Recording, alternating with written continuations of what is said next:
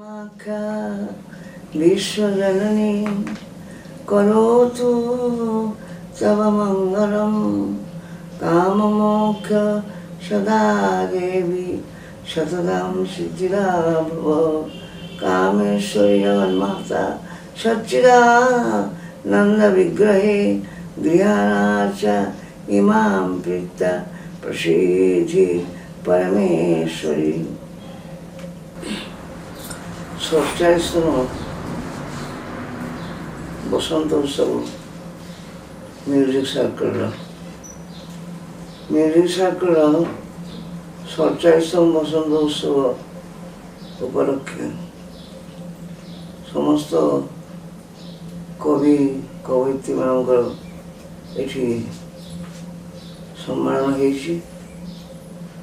ଆଜି ଅନୁଷ୍ଠାନ ତରଫରୁ ମୁଁ ସେମାନଙ୍କୁ ସମସ୍ତଙ୍କୁ ଅଭିନନ୍ଦନ କରୁଛି।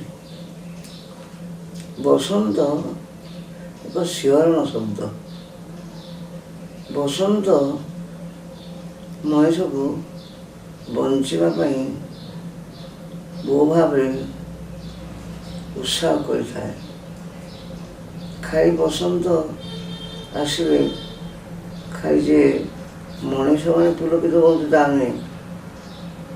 ବସନ୍ତ ଆସିଲେ କୋଇଲି ମଧ୍ୟ ଆସିବାକୁ ଆରମ୍ଭ କରେ, ଆମ୍ବ ବଉଳ ଗଛରେ ବଉଳ ହୁଏ।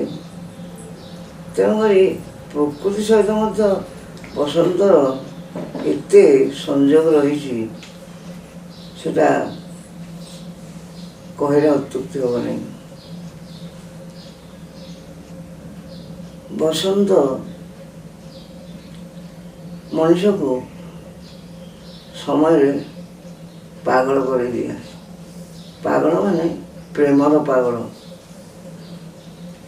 ଯେକୌଣସି ରାଧାକୃଷ୍ଣଙ୍କର ହୋଲି ଖେଳ, ରାଧାକୃଷ୍ଣଙ୍କର ଅବିରଙ୍ଗ ବୁଡ଼ା, ଏସବୁ ସେଇ ବସନ୍ତ ଋତୁରେ। ତେଣୁ ବସନ୍ତକୁ ମାନି ନେବାକୁ ପଡ଼ିବ। ଇଏ ହେଉଛି ଋତୁରାଜ। ଏ ଋତୁରାଜ ବୋଲି ଆଜି ସମସ୍ତେ ବସନ୍ତ ଉତ୍ସବ ପାଳନ କରୁଛନ୍ତି ଏବଂ ଆଜି ଆମ ମ୍ୟୁଜିକ୍ ସାର୍କଲରେ ମଧ୍ୟ ବସନ୍ତ ଉତ୍ସବ 47 ବର୍ଷ ଧରି ଏଇଟା ହେଇ ଆସୁଛି। ଆଜି ତାର ଜନ୍ମ ଆଉ ଏକ ଜନ୍ମ ତିଥି। ଟିକେ ରୁହ। ଦୁଃଖର କଥା, ମୋର ସ୍ୱର ଶବ୍ଦରୁ ଆପଣ ଜାଣୁଥିବେ ଯେ ମୁଁ ଅସୁସ୍ଥ।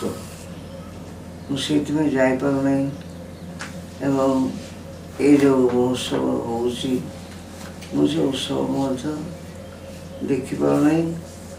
ତେଣୁକରି ଭଗବାନ ମୋତେ କ'ଣ ପାଇଁ ଏଭଳିଆ କଲେ, କି ଦୋଷ ମୁଁ କରିଥିଲି, ସେଥିପାଇଁ ମୋତେ ଏ ପ୍ରକାର ଦଣ୍ଡ।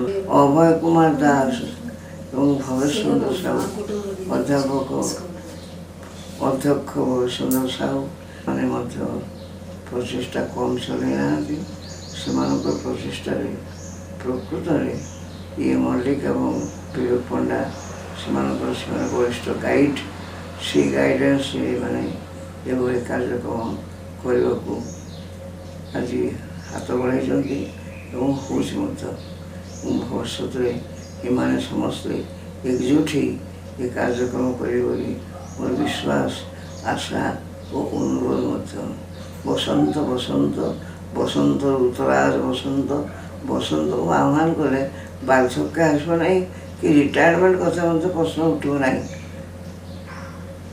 ତେଣୁ ଏ ବସନ୍ତ ମହୋତ୍ସବ ଚିରଞ୍ଜୀବୀ ହୋଇ ରହିଥାଉ। ଆପଣମାନେ ମଧ୍ୟ ସେ ବସନ୍ତ ଭଳି ସବୁଦିନ ଯୌବନ ସିକ୍ତ ହୋଇକରି ରହିଥାନ୍ତୁ। ଏତିକି ମୋର